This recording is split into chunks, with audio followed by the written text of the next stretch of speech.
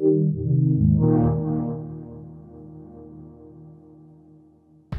name's Jamie Jackson. I'm creative director and co-studio head at FreeStyle Games. So we're in sunny Leamington Spa. The sun didn't arrive today, unfortunately, and we're actually at the assembly rooms. This is the green room, and this is Tammy Wynette's caravan. The relevance of the locations of the game is that we filmed one of the levels here. We were looking for this small little sort of seedy venue to film one of our sets in. We wanted to build this like kind of exclusive gig with the Broken Tide, with like their mega fans, and we tried to find a place in London, and none of them would give us it for the time we needed. And me and the guys from work, we always come to this place called the Zephyr Lounge to come and see local bands and just see gig nights or whatever, and it suddenly struck us as like, this is the most perfect place to do this gig. So we redressed it a little bit, and we filmed it here. So when everyone came to visit, we thought, wouldn't it be cool if we brought you here? And it was a year ago and 2 weeks.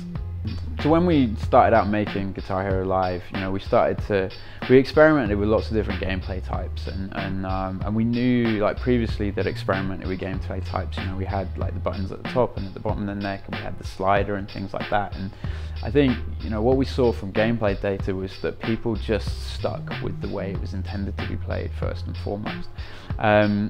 And then we started to think about, like, what is the future, and how can we make a game that isn't necessarily a yearly release and isn't something that someone has to go and spend $100 on or whatever it might be every year. Like, how can we make a better value proposition to the player so that they keep playing it? And really early on we said, you know, it has to just be one guitar. You know, we can't keep asking people to come back and buy new plastic.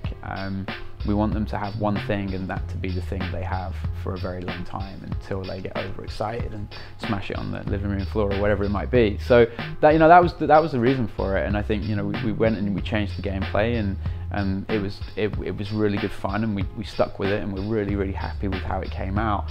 But the thing about Guitar Hero is it's about content, and the content is the music. And unless you as a player are getting new content, then you're going to put the game down. Doesn't matter if that's Guitar Hero or any game, right? That's just game. So we wanted to try and make sure that people just, you know, had that one guitar, and how can we give them new content, and that's where GHTV came from. So conceivably, if there is future disc releases, I know you probably can't talk about in detail if that's going to happen, when it's going to happen, that sort of thing. But conceivably, if there were future ones, you would keep your guitar. The GHTV stuff is all kind of just online anyway, so it would basically be new live content, and everything else would kind of remain in place as it is. Is that sort of what you were shooting for? That it'd be kind of future-proof in that way? Yeah, I mean, we wanted to future-proof the game as much as we could. I mean, I'm not sat here saying we're not going to release another disc, because I'm pretty sure we will release another disc. What I'm saying is it's not going to be next year.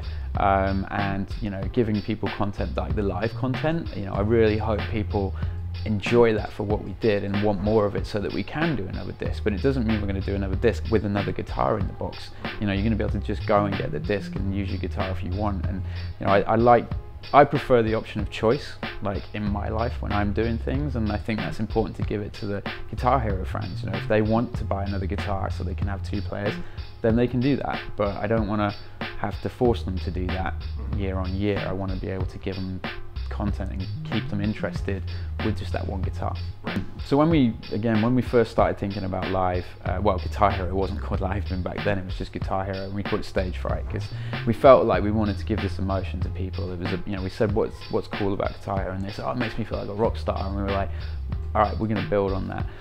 And early on, we tried to remove any preconceived idea of what the game should be, to the point where we even had stuff where there was no controller whatsoever. You know, we were using the various console cameras, and you could air guitar, and we had a whole game out of air guitar, and where you positioned your hand in mid-air here was where you hit notes, and you could strum, and you could do all kinds of stuff like that. And it was a really interesting R&D process, because it took us away from just assuming it had to be the same guitar, you know, which is important when you're trying to do something creative. I think you can get stuck into this idea of what you think it should be too soon, and if you commit to that too soon, then you're never going to innovate, really.